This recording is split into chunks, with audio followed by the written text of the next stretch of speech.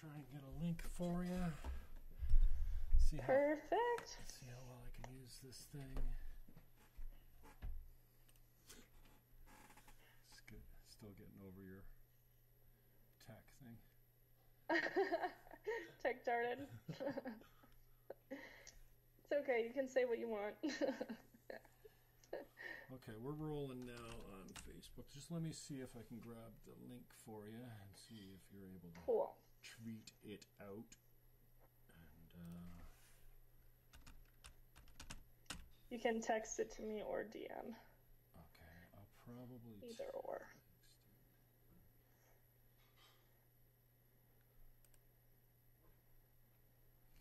What's the weather like today?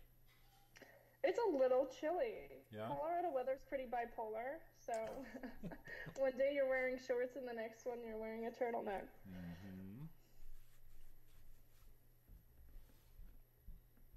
Okay, just give me a second to load this up and we should be good to go. And then how do I share this? Okay, share.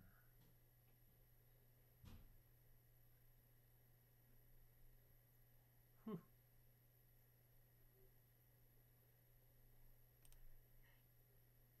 Slow. It would help if my computer wasn't 300 years old or full to the max. All right, uno moment. Full to the max. Max are the best. Okay. At least you don't have an Android, right? Watch party? No, I do not. I'm all about Apple, unfortunately, and they got me handcuffed with the data. Just not cool.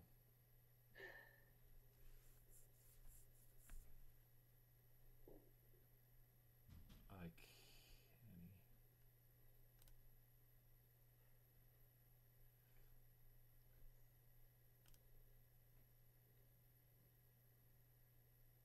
All right.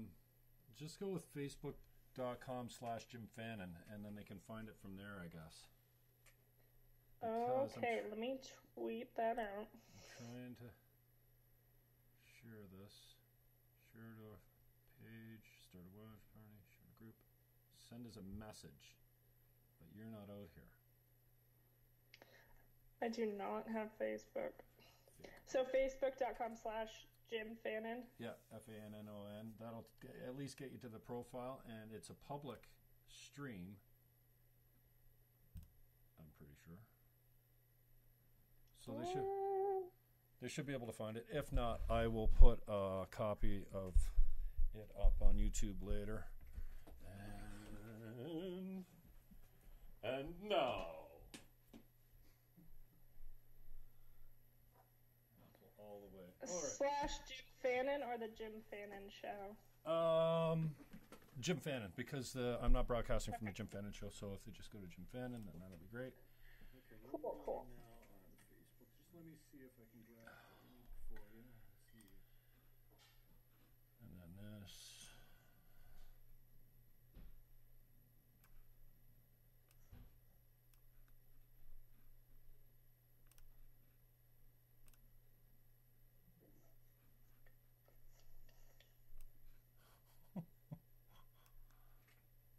Okay, here we go. All right, so, and then this.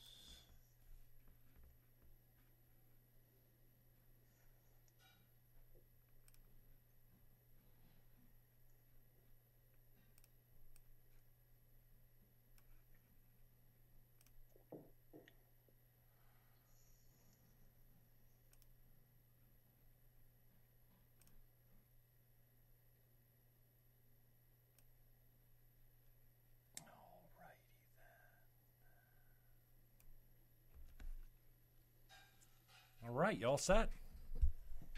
Cool. Thanks for joining me today. I enjoyed our little pre-discussion yesterday. A guy at church today is like, "Oh, you're doing part 2 today, right?" I'm like, "Yeah, I think I am." So yes, it's strange, this little community we call social media, because you're not quite sure how you found people or what attracts you to them.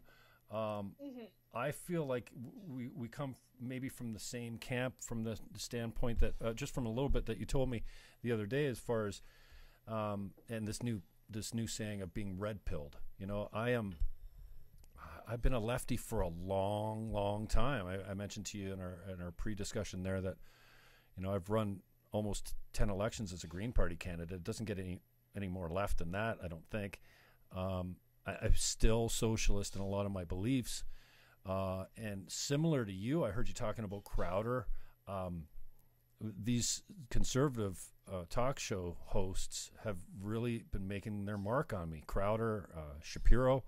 I watch him every day. You know what I love about Shapiro is, like, he's just so objective. He calls out his own party and he's really clear about his biases. You know, like he says, we're a conservative talk show, where the rest of the media, who leans left mostly, is saying, no, we're objective.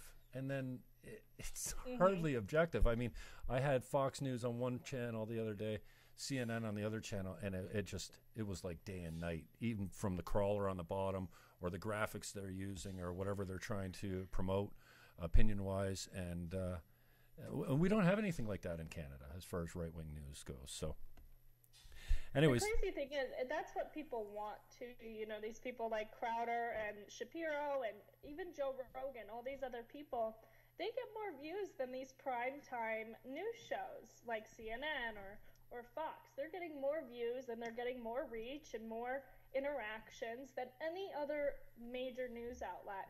And so it's something that people want. People want this truth. They want this people to be honest about where they're coming from. And so there's a real need for it. Mm-hmm. Tell me what it's like. You know, we've heard, if you're listening to right-wing talk shows or whatever, the infiltration or the saturation of left-wing professors in school. I said to a friend of mine, 85% of the media are Democrats, like registered Democrats. Like, you don't think the media is left-wing? I said to a friend of mine that I consider, you know, quite bright, that all the teachers in universities and colleges are all lefties. And he's like, "Oh, come on!" Like he couldn't even believe it. Now it's been 20 or 30 years since he's been in one of those institutions, but sometimes you're just blinded by it because I never paid attention to it. I heard you say something about Planned Parenthood or Black Lives Matter. Like, I don't even look into these groups, but to find out that they were founded on a lie, such as Black Lives Matter, and then you're like, well, hang on a second. White cops are just not killing black people indiscriminately. And, and then it's like, oh, I've been fooled all this time because I was I was neutral on Black Lives Matter. And now I'm like, wait a second, they've got this whole activist group that was founded on a lie, including the kneeling of Kaepernick and all this kind of stuff, you know? Well, and the media perpetuates these racial tensions because at the end of the day, there are more unarmed white people killed by cops. It's not a race thing. It's an abuse of power thing. We have cops who have too much power. They're not trained well enough. And they're shooting a lot of unarmed people, and it has nothing to do with race. I'm sure there are instances of racist cops out there, but the majority of it, that's not the case. The reality of the situation is there are more unarmed white people killed by cops than unarmed black people. So how do you find your conversations going with the left down there? I mean, I love this idea in debating of trying to back up to a place of common ground. It doesn't matter what the issue is. So, okay, let's back up to a place where we agree, and let's move step by step and watch where we fork in the road. I asked you the other day what you thought were some of the most important questions that we're having badly or not having at all. You mentioned free speech, and then inside of that was the question of Islam, I think. Of course, the abortions conversation's high on that list, especially now with the Americans, introducing or not ratifying these late-term abortion laws. We don't have a law in Canada for abortion. I was surprised about that. And I'm surprised that anyone would consider it morally acceptable to go in the last trimester. Like, what are you doing in the last 3 months going for an abortion? But it happens. I mean, you saw the Crowder show there last month where there's a 9-month pregnant woman going to have an abortion against the will of her own husband, in her words. And they'll usually bring up this argument that there's always a medical reason for them, but most of the time there is no medical reason. There's hardly ever a medical reason to have an abortion in the third trimester. Right. Hardly ever a medical reason. You can talk to certified OBGYNs. They will tell you the same thing. There's hardly ever a medical reason. Most of these are people who just don't want the kid anymore.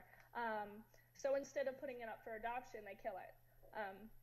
And even like we were talking about yesterday, Governor Ralph Northam, he is advocating for abortion after birth. And murder. We had a bill shot down to protect the lives of abortions that failed. Like, so children that survive abortions, we had a bill that would provide them medical care. And they shut that down. So even children who survive abortions, they do not want to protect them. They do not want to provide them any medical assistance, nothing. So I think it's a really scary time that we live in, especially in America. And even if you look at, I don't know how familiar you are with Roe v. Wade. Most of the arguments had nothing to do with women's rights. A lot of these people were influenced by eugenists and populationists. And if you actually look at the court decisions, these justices were influenced by their clerks and other people, and they had nothing to do with women's rights. There is no women's rights argument in abortion. And what do you think it was that turned you around? As far as you said, you were, you're a social justice warrior. You're typical SJW, and in school or when you were younger. And what do you think it is that turned you around? Like, I mean, I'm way later to the party turning it around. I blame it on my age. I think I heard you say on another podcast, who was it? Was it Churchill? Said that if you're young and you don't vote left, or you're not socialist, you have no heart. If you're not a socialist in your 20s, you have no heart. And if you're not a conservative when you're older, you have no brain. So I think the big thing for me was being lied to. I had so much disinformation thrown at me about all these different cases, like Black Lives Matter and different cases. And then once I saw the facts and I saw what was really going on, I was appalled that I had believed all this, because Myers-Briggs, I'm ESTJ, so I have like no emotion usually in my decision making. I'm a very logical person. So seeing all this, I was like, holy shit, I've been lied to this whole time. And it really made me more diligent in fact finding, even on things that are pushed from other conservatives, because we live in this era of almost post-truth. We're really not true, and you have to figure it out on your own. Because we're, like you said, you look at CNN and Fox, and it's two totally different things. So that's really what turned me off, was this being lied to from the Democratic Party, being lied to in this outrage culture, getting outraged over things that I shouldn't have been outraged over. But they do it so well. They play on these emotions. And I think that's when I'm debating with liberals, especially at my school, I try to steer the conversation away from this emotional moralist argument and say, let's talk about facts, especially in regards to socialism. Let's talk about where socialism has actually been tried and what the consequences of that have been. Let's not talk about moral arguments or how you feel, or there's people who are in so much debt or this or that. Let's talk about facts. Let's talk about how we got there and how we're going to get out of it realistically. Mm-hmm. So, in your conversations down there, what do you find are the hot topics? Not maybe for you to broach, but I mean, are you any less offended now are you just offended about different things? Because my level of frustration hasn't subsided at all. It just seems to be focused on different people and different issues. Yeah, I think I've gotten more upset about things that attack the values of the Constitution, like free speech, that kind of thing, or things just being blatantly ignored and there being a double standard, like with Ilhan Omar, how she described 9/11, a horrific attack on American soil and American people, as she described it as, quote unquote, some people did something. That is how she described it. And she has been advocating for the release of the Muslim Brotherhood leader with terrorist ties. And that's being ignored. And when anyone talks about this, the left has been labeling it as an incitement to violence against Ilhan Omar. Because we disagree on an issue. And so now we're... No, because we're directly quoting her. Oh, yeah. That is exactly what she said. And people are being told that they are endangering the life of Ilhan Omar for directly quoting her. And there's an attack on free speech. There's an attack on American values. And, you know, she's been caught having anti-Semitic tweets, saying anti-Semitic things, giggling in an interview talking about Al-Qaeda. Who giggles when talking about Al-Qaeda?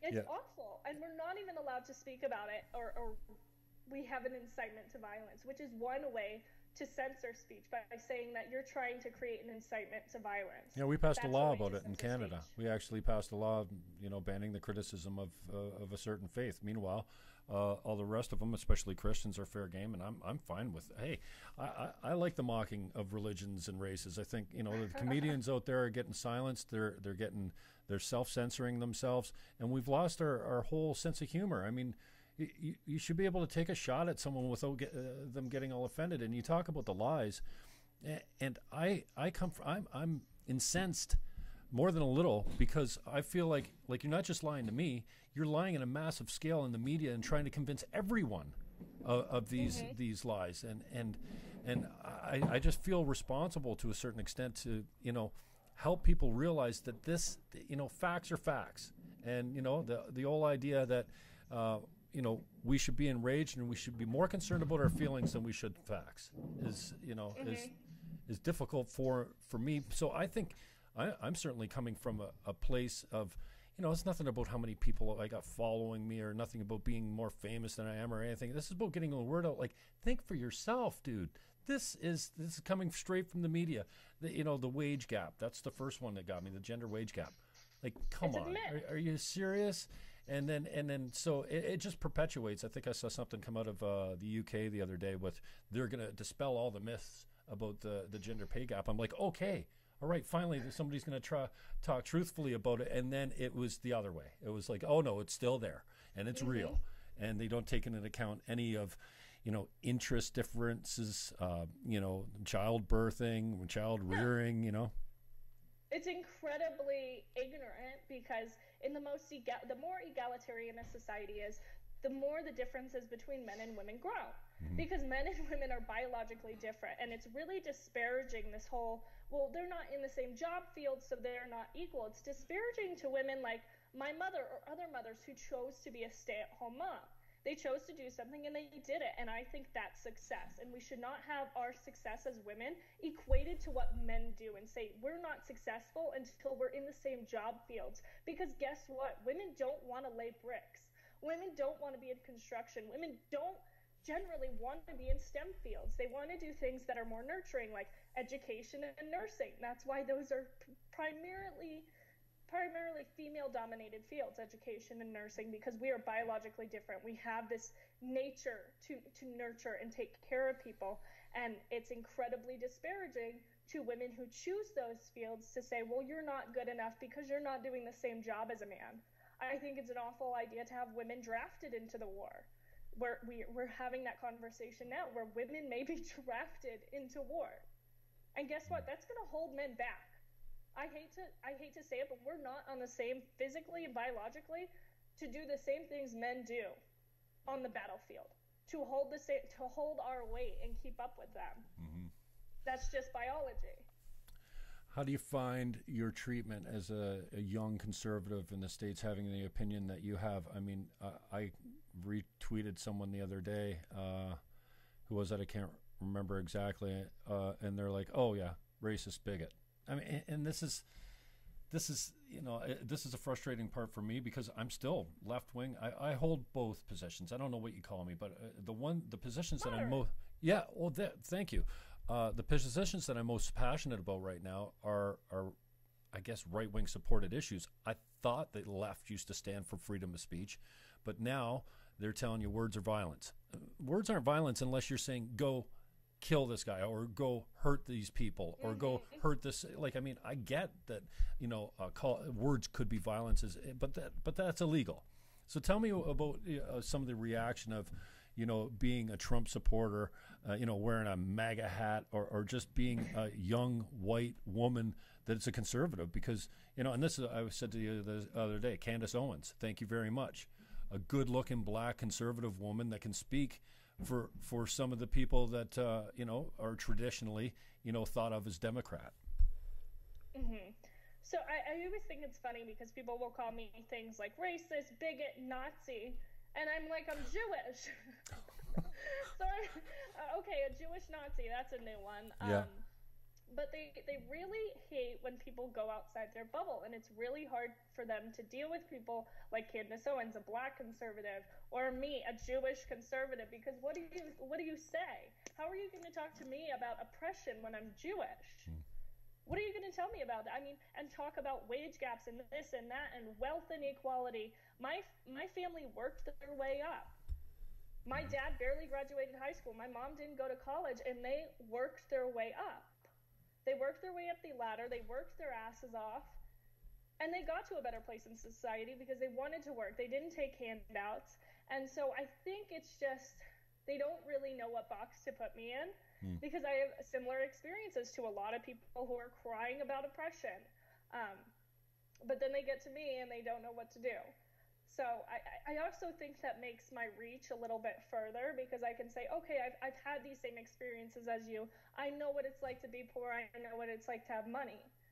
And so how do we get you out of this situation? How do we work your way up? How do you make capitalism your best friend? You can take advantage of this system and work your way out of it instead of telling people to give you something. And I think me and my family are a really good example of that because we didn't always have everything. Your Twitter handle for anyone that's watching right now that wants to go over and follow you. I love it. And every time someone likes you, one of your tweets, because I don't have you on follow first or anything like that, but as soon as somebody likes one of your, I'm like, look at her, there she is again. So it's at StClair Ashley, right? Yes, StClair Ashley. StClair on Twitter. So StClair Ashley on Twitter. Go touch her up. How long have you been a mini Twitter star? Because man, you got some traffic, and I've never seen anyone with right around the 50,000 following mark get so much action. Like your action is disproportionate to your following. Your following is decent, but man, you're getting a lot of action on your tweets. So I've had the account for a while, but I didn't even have a photo or my name up on the account until recently, about maybe 7-8 months ago. Oh, really? And yeah, around September, October, things really started to pick up. I only had maybe 3,000-4,000 followers around September, October, and really? then everything just blew up. Yeah. And all of a sudden, it doesn't stop. I keep growing, and it's awesome. I think it's really cool that I'm able to get these ideas out there, that I'm able to have a platform to speak my words out and get them out to all kinds of different people, because there's so many people who will DM me from all parts of the country and the world who are like, thank you so much for standing up for these values. Thank you so much for being outspoken, because that takes a lot of courage, especially today. To even say something, it takes a lot of courage. And so how's that look at school? I trigger a lot of people on my campus, but it doesn't really bother me too much because it just makes me feel more like I'm right. I've dealt with bias from teachers because of my views. I've dealt with marking down in grades because of my views. I've dealt with people calling me a Nazi because I wore a Steven Crowder shirt on campus. No. I was asked to, Steven Crowder. I was asked to leave a diversity summit at my school because I was wearing a Steven Crowder shirt. So much for diversity of opinion or thought. It's right? Wow.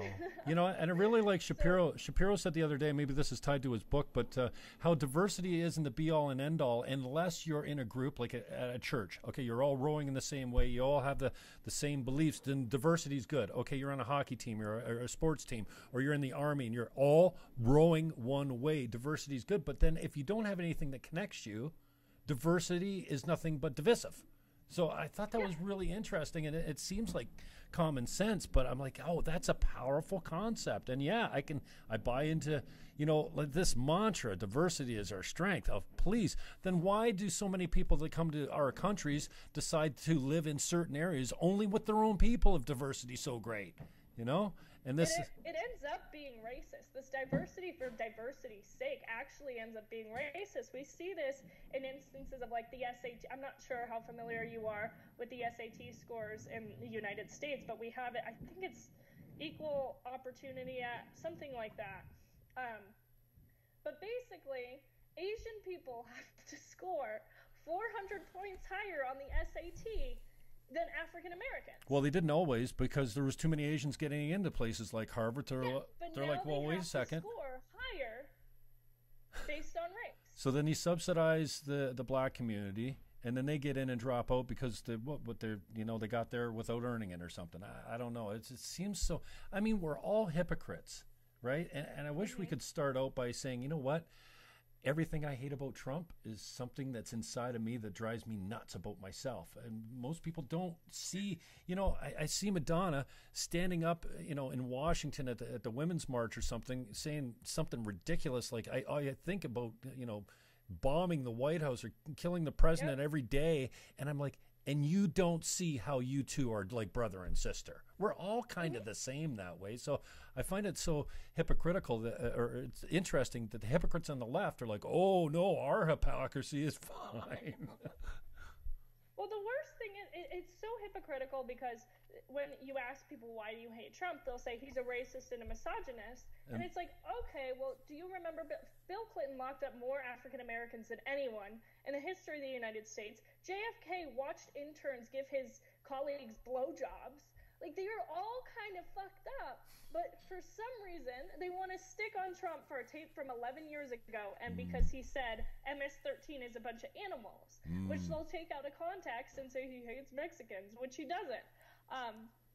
But beside that, most presidents are a little messed up. I think you kind of have to be to want that much power, but they've all done so many messed up things. Obama's the one who had kids in cages at the border, for God's sake. And it's just so hypocritical, because if you look at any president, most of them have done some messed up stuff. So how do you think this plays out? I appreciate your take on it,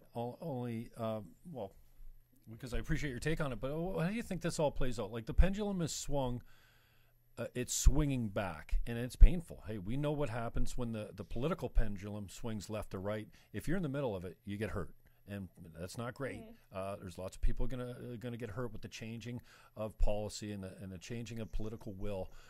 We had Obama. You had Obama for 2 terms, 8 years. I was so hopeful, and even up here in Canada, when our Liberal government came in, Trudeau marched down, to Parliament with his gender parity cabinet, and I'm like, oh yes, it's a new day. I was so glad to get rid of the Conservative who was Harper. Now we look at Harper and we go, oh, so that's what a real man looks like. No, we hated him when he was in power. But how do you think this all? We've seen social media, Twitter, Facebook, the banning of Alex Jones. Like, I'm grown up to decide for myself what's offensive. I don't need Twitter and Facebook and YouTube telling me. Faith Goldie in Canada, things like that. So how do you think once the pendulum finishes its swing to the right, are we going to land in the middle somewhere? Are we going to have a chance to have reasonable discussions? And I could be wrong on this, but I kind of feel that we're at each other's throats more than we ever had. Well, I guess if you look over the last couple hundred years, that's not completely true, because we had a civil war, including, of 1812 against you guys. Oh, I think we burned your White House down. But no, I mean, so no, we're not at each other's. Here's the lie that I fell for, my own lie, which is, the biggest problem sometimes, because you come up with the lies, is I had this narrative that men and women were further apart, that the cultural divide or the informational divide was wider than it's ever been and deeper than it's ever been, and that we were more violent with each other. Like, we just don't have the patience. And I also believe that on the left and right. And it turns out, I think through kind of psychology and deep dives into some of these, these online lectures, I'm like, okay, maybe this isn't true. And so what I've come up with now is it's actually the extremes on both sides of on the tail ends of the distribution, which is the vast minority of the people, have this new platform called social media, and they've got us believing, because they're so fucking loud, they've got us in the moderate middle, where we all have all these shared values and beliefs, that they are the majority and they speak for us, and we're like, shut up. Meanwhile, the people in the middle just don't say anything. Absolutely. I think we don't have enough people speaking up. I hate to admit it, but I think socialism will be coming to America, and eventually we'll wise up and swing back. But I think, especially with the popularity of people like AOC and Bernie, and if Hillary hadn't rigged it against Bernie, I do believe he would have won. We have this need, and no one's really addressing it, because conservatives can address the same needs. Cheap education, that sounds awesome, but we can do it through other means rather than taxing people out the wazoo. These high education costs first got started because the government was guaranteeing each student $10,000 in student loans. So from a business perspective, why would colleges not raise tuition prices when each student is guaranteed all this money? And so I think there needs to be a conversation where the right kind of mimics exactly what the left is saying, but from a conservative standpoint. There's ways to achieve affordable health care without government intervention. There's a way to achieve education without all this taxing.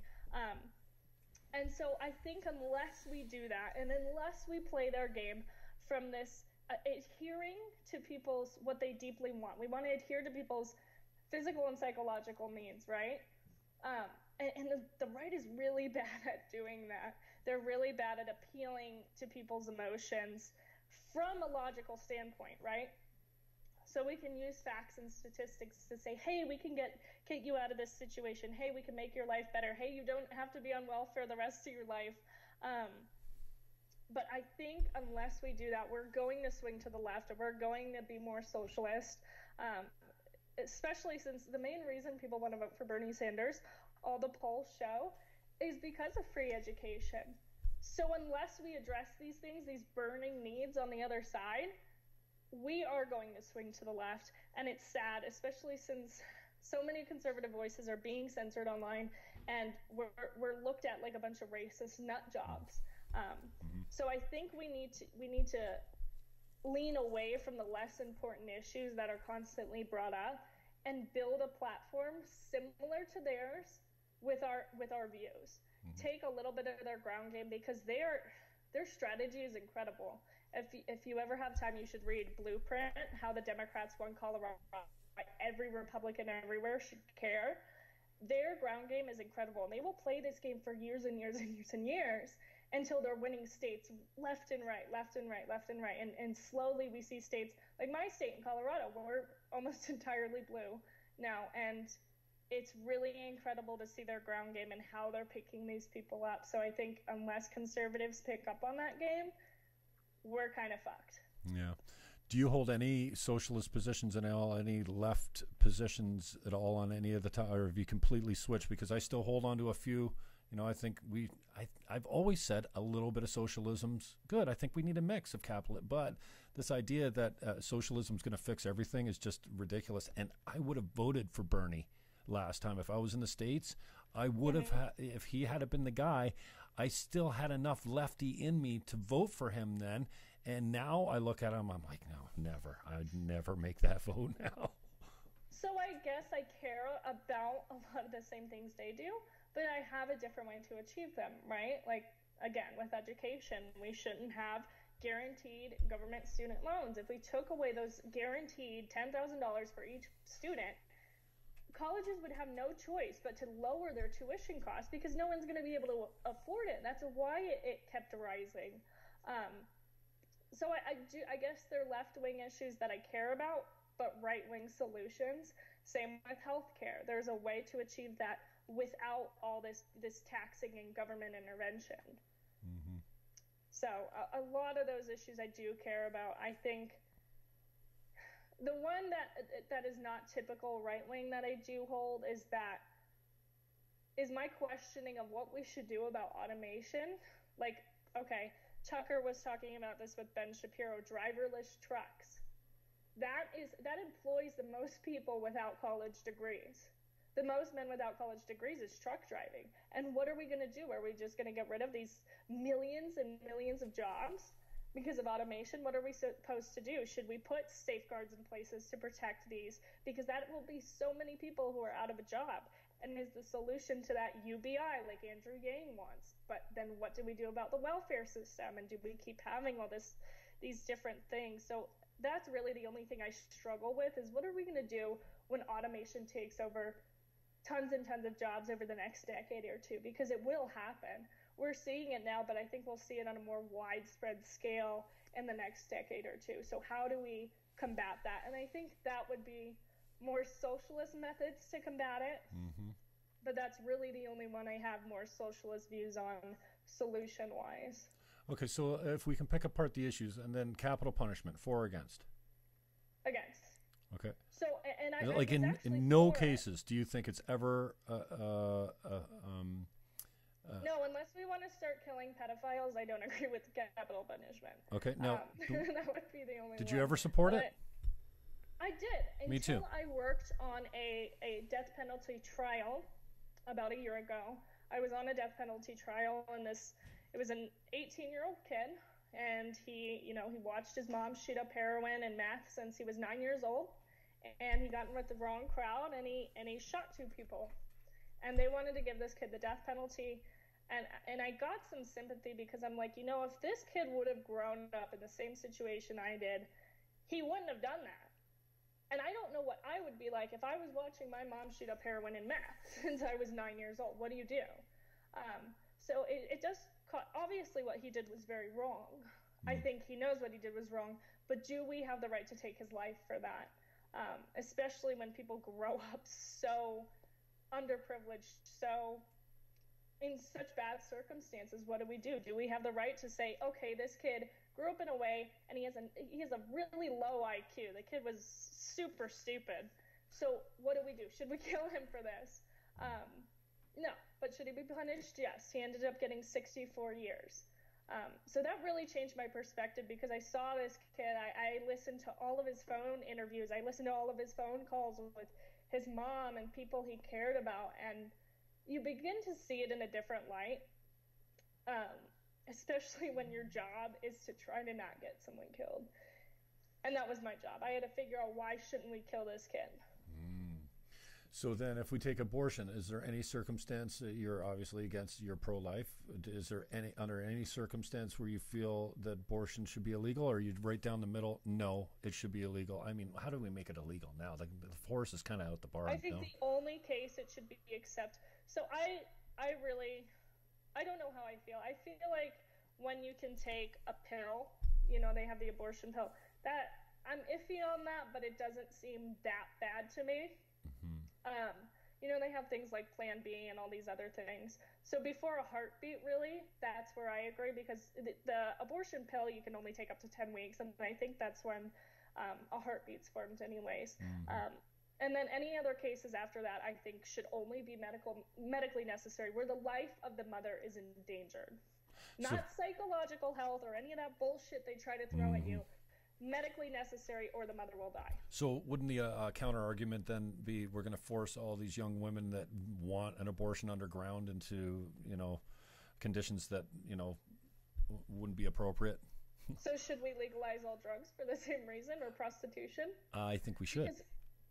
I absolutely do not think we should. I think we should legalize drugs. It's the only way to make sure the supply is clean, and the people that need to get off it are taxed. Actually, legalizing drugs and prostitution both does not change the black market. In fact, if you look at places like Amsterdam, the black market rises. Abuse among women, especially with legalized prostitution, rises. And you're turning pimps into entrepreneurs. You're turning abusers of women into entrepreneurs. And that's what they're looked at. And if you look, I think it was Dennis Hoff. He ran a brothel in Las Vegas. He died and ended up winning an election for senator or Congress or something, even after he died, in Las Vegas. But you listen to the stories of these girls that worked for him, and it's no different than when it's illegal. Except they're looked at as entrepreneurs and people who should be sitting politicians. And I find that wrong. If you look at the statistics, usually when they first legalize drugs, it looks great. But then you look at it a few years down the road and everything goes south again. The black market rises. In fact, sometimes it's even stronger than it was before legalization. And I don't think it's good. Statistically, it hasn't. Right now you see in places like Portugal, it looks good right now, but I can guarantee you they'll go to the place Amsterdam is in a few years. Mm-hmm. So I'm playing devil's advocate, continuing down that line here. Don't you think it's kind of selective judgment as far as what I mean, there's pros and cons for everything, right? So I can give you pros for the legalization, the clean supply, the taxation of its huge revenue stream. You can use some of that money to get people into treatment. If they come in and say, hey, I got a problem with this drug, maybe you can take care of them first class because they're coming to you first. So how do you decide which of the arguments you attach the most weight to and then become a proponent of as far as selling that idea?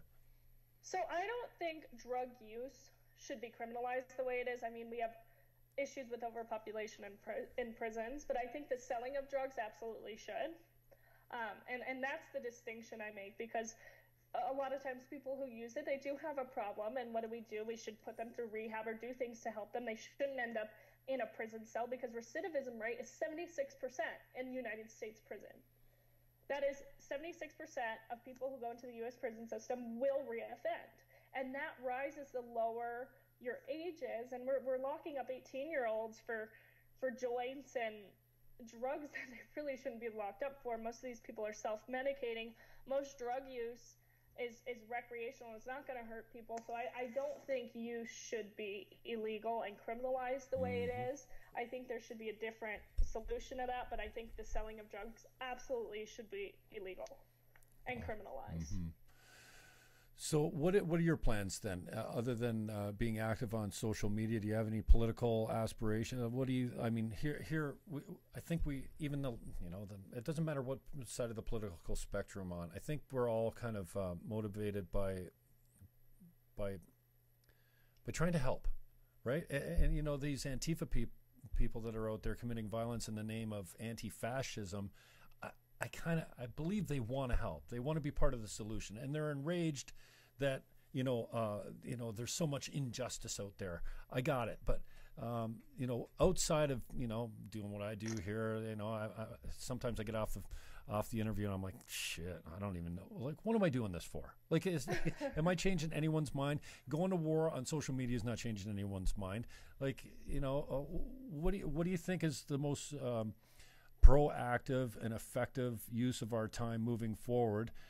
To just get an idea out there that will create a discussion, not create violence, and hopefully, these are, and we talked about this in our last conversation, there's so many big issues that we really need to have an educated discussion about. And we can't just stop by saying racist, bigot, homophobe, end of discussion. Mm-hmm. It's like on the abortion issue. Well, that's not a human life.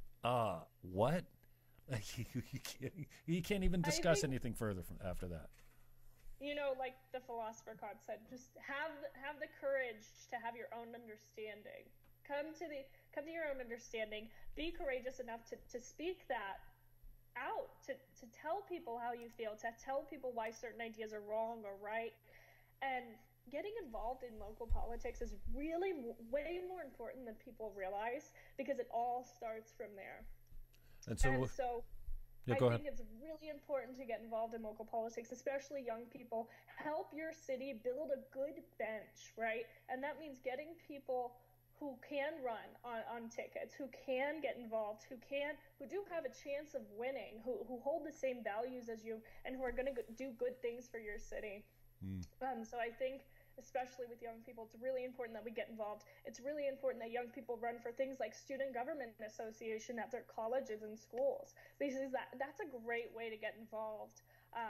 And just mobilizing people to actually do something, because people will sit on Twitter all day with trigger fingers, and they won't actually do anything, because Antifa, I can't stand them. I think they're terrorists. I don't think they have any goodwill, but at least they're out there doing something. The left is really great at protesting. They're fantastic at protesting. They get coverage everywhere they go for these Antifa protests.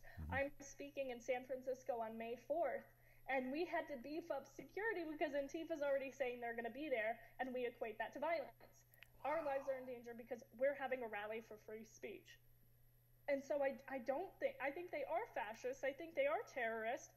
Everywhere they go, they have this violence about them, but they are good at getting crowds. The left is great at protesting and creating these marches and creating this appeal to emotion where people are like, I want to be behind that. I feel like I'm doing something.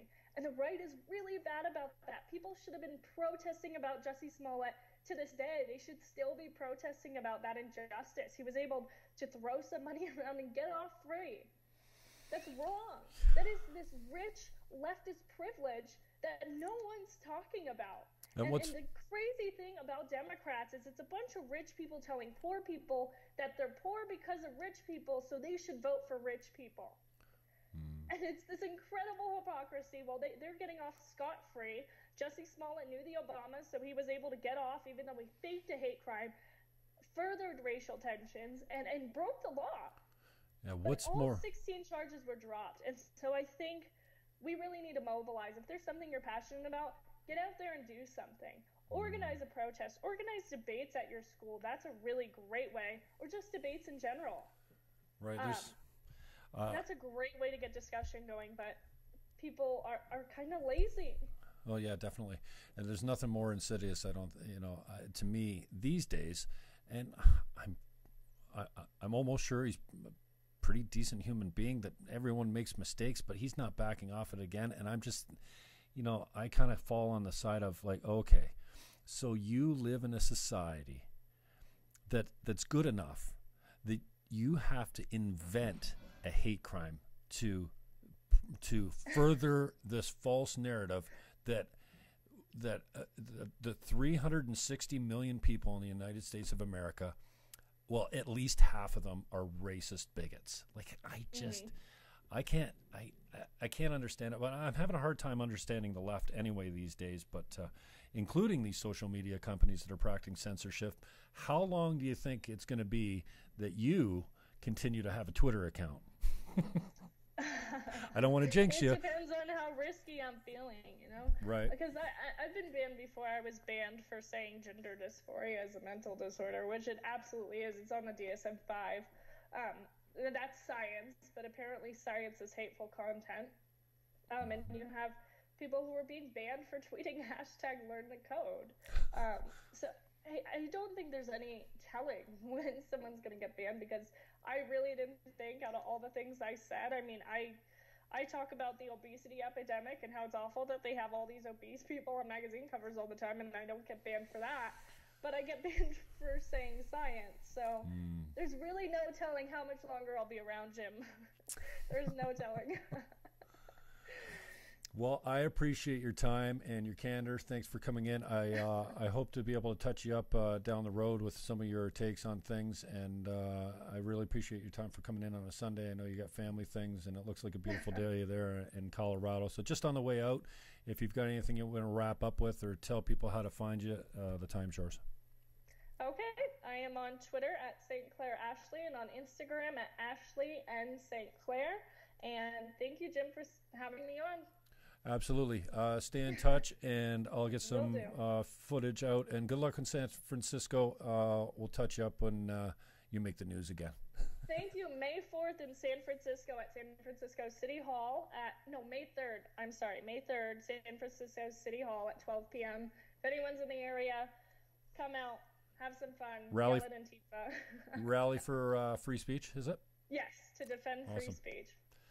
Thank you so much, Jim. Oh, you're welcome. I appreciate the time. Thanks a lot. We'll talk soon. Thanks, Ashley. Bye-bye. All right, bye. Ashley StClair, if you need her.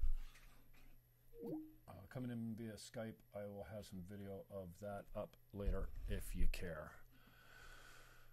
To the peeps on Facebook, thank you for chirping in. Sorry, I wasn't taking questions today, so I wasn't watching the feed. And again, I'm not really sure what the hell I'm doing this for, but I'm hoping that you find the conversations interesting and that maybe you have a little enlightenment that comes as a result of it. So, Ashley StClair, we're going to say goodbye for now.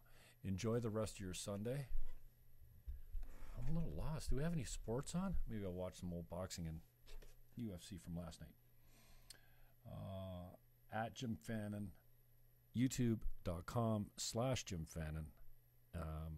Subscribe. Hit the notification bell. And I put Pippa, my podcast partners, man, they run a really good system there. Their podcasting service includes propagation to YouTube. So I think I had about 100 and some odd podcasts up from, going all the way back to most of my stuff on 610 CKTB, but none of my stuff from 1220C HSC. But last night we managed to upload while Hot Scott and Matthew James Blake were here. We had a little jam and watched some fights last night. I managed to upload all the old shows, and they went up to the YouTube channel. So there's another 100 shows on the YouTube channel, but it's just a picture of me in the corner with a voice, the EQ, the voice meter at the bottom, and no video. So I think that's pretty cool. So check us out on the YouTube, and I'll catch you on the rebound. Peace out.